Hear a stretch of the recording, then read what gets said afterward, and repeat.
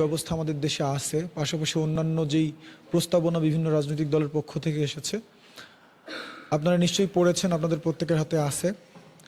আমরা আপনাদের দিক থেকে কোনো প্রশ্ন যদি থাকে, কোনো আমাদের যে প্রস্তাব সেই প্রস্তাবের কোনো ত্রুটি কিংবা কোনো সম্ভাব্য রিস্ক যদি আপনারা কেউ ফিল করেন, তাহলে আপনারা আলোচনা ইনিশিয়েট করতে পারেন, আমরা কথা বলবো।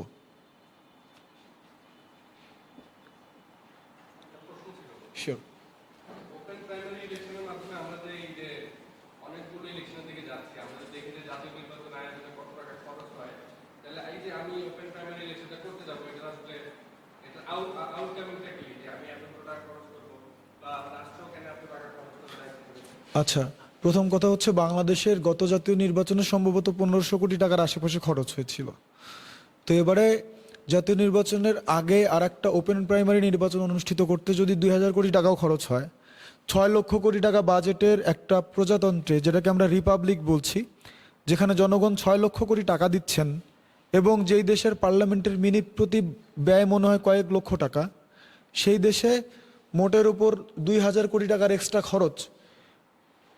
এইটার ইম্প্যাক্টটা কি? এটার ইম্প্যাক্টটা হচ্ছে বাংলাদেশের জনগণ, সে যে সার্বভৌম, জনগণই যে সার্বভৌম একটা দেশের ক্ষমতায়, এই ব্যাপারটাকে প্রতিষ্ঠিত করতে আমরা মোটের উপর যদি 2000 কোটি টাকাও খরচ করি 5 বছরে, যেখানে একটা দেশের বার্ষিক বাজেট হচ্ছে 6 লক্ষ কোটি টাকার উপরে, সেখানে 5 বছরে 30 লক্ষ কোটি টাকা নানান মাত্রায় লুটপাটের পরে আমাদের জনগণের শাসনটাকে প্রতিষ্ঠিত করার জন্য 2000 কোটি টাকা, it's not a big deal. এটা একেবারেই সামান্য টাকা আর কি, এটা কোনো খরচের পর্যায়ে পড়ে না। এনিওয়ে, আর কারো কোনো প্রশ্ন আছে? শিওর।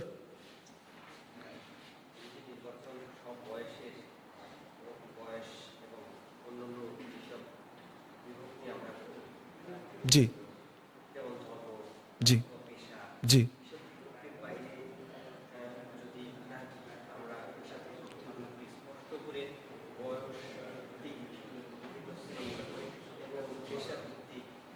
এবং সাথে সাথে ধর্মভিত্তিক কোনো বর্ণভিত্তিক যেসব হচ্ছে বিভক্তি আছে, সেই বিভক্তি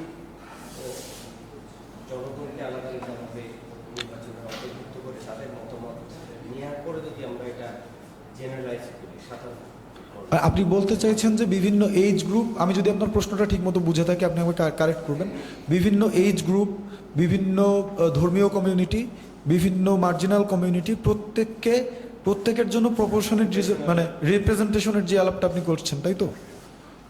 এরকম কোনো একটা ব্যবস্থার কথা আপনি বলছেন, আমি বুঝতে পেরেছি।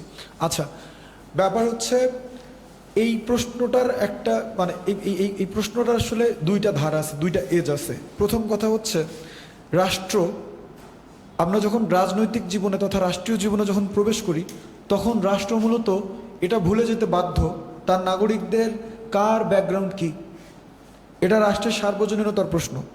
ফলে নির্বাচন এবং রাষ্ট্রীয় বিষয়াশয়গুলিকে যখন আপনি হিসাব করবেন, তখন আপনাকে এটা নিশ্চিত করতে হবে যে রাষ্ট্র এই বিষয়গুলিতে অন্ধ, সে এই ব্যাপারগুলি ধরে কোনো গোষ্ঠীকে জাজ করবে না এবং এই ব্যাপারগুলি তার তার অর্থনৈতিক শ্রেণী, সে কোন শ্রেণীর মানুষ, তার ধর্মীয় বিশ্বাস কি, তার লিঙ্গীয় পরিচয় কি, তার বয়স কত, এই ব্যাপারগুলি তার কাছে, এই বিভাজনগুলি রাষ্ট্রের কাছে গুরুত্বপূর্ণ হবে না।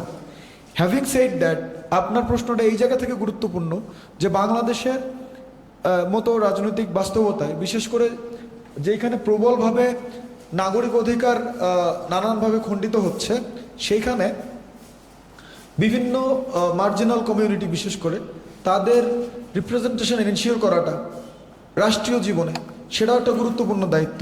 ফলে আমরা প্রাথমিকভাবে বিশেষ করে লৈঙ্গিক যেই পার্থক্য বাংলাদেশে বিরাজমান, সেই জায়গা থেকে আমরা একটা প্রস্তাব করেছিলাম আমাদের এসডিপির, যদি আপনারা রাজনৈতিক প্রস্তাব, যেটা আমাদের রাজনৈতিক কর্মসূচি যেটা, সেটা যদি হাতে পেয়ে থাকেন, আমরা সেখানে প্রস্তাব করেছিলাম যে প্রতিটি রাজনৈতিক দল অন্তত 40% সংসদ সদস্য নারী হবেন, এটা এনশিওর করার মতো সাংগঠনিক কাঠামো গড়ে তুলবেন। এটা ছিল আমাদের একটা প্রস্তাব, আমরা ওই দিক থেকে আসতে পারি। কিন্তু রাষ্ট্রের দিক থেকে রাষ্ট্র এই কাজটা কতটুকু করতে পারে সে ব্যাপারে আমরা আসলে রাজনৈতিক ন্যায্যতার ধারণা থেকে একটু সন্দিহান। কারো কোনো প্রশ্ন? আমি দুঃখিত, আমার গলা ভাঙা।